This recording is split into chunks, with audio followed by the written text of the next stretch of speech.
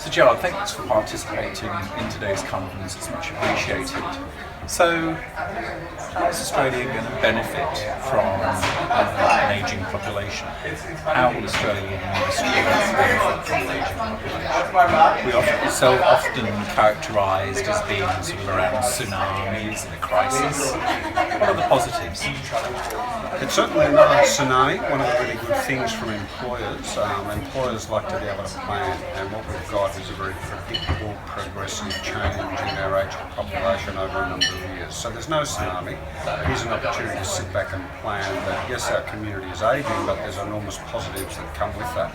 One of the most important ones is the commitment, the loyalty that all the workers can provide in the workplace, and of course the skills and knowledge. As we live through life, we acquire knowledge and understandings, and so all the workers are brilliantly placed to provide stability in the workplace. They're highly committed. When you look at things like absences through other leave, older workers always score very well from that point of view. So there's a wealth of capacity that workers can provide to employers and to industry more broadly. Thank you for that. So, we hear a lot about the workforce, but what about the other side? What about goods and services and industry responsiveness to an ageing population? That silver dollar, or the platinum dollar, in fact, we heard about today.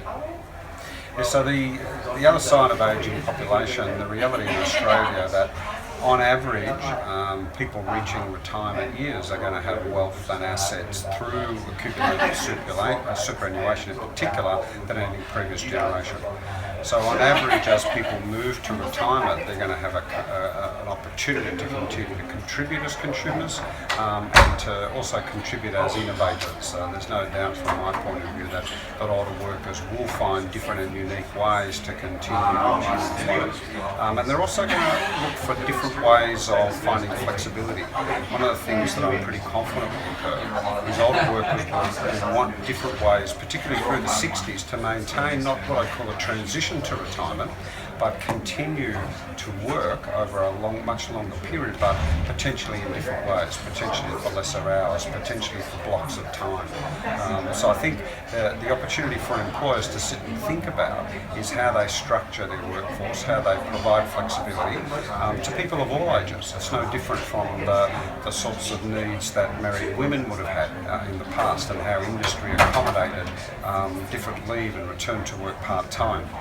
That's exactly the way they need to look at the opportunities that older workers will provide for them. Thank you very much.